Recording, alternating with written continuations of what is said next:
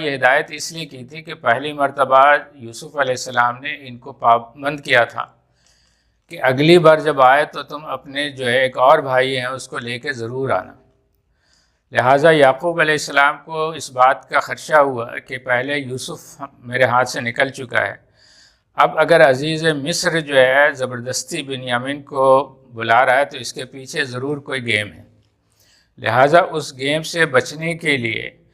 یعقوب علیہ السلام نے یہ تدبیر کی، اور اسی بات کی اللہ تعالیٰ نے قرآن مجید میں تشریح کی ہے کہ یعقوب اپنے حساب سے جو ہے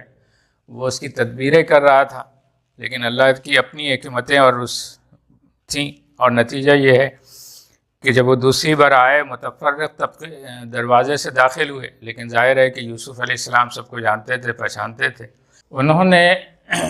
بنیامین کو اپنے پاس بلا کر کے ان کو خاموشی سے بتا دیا کہ وہ میں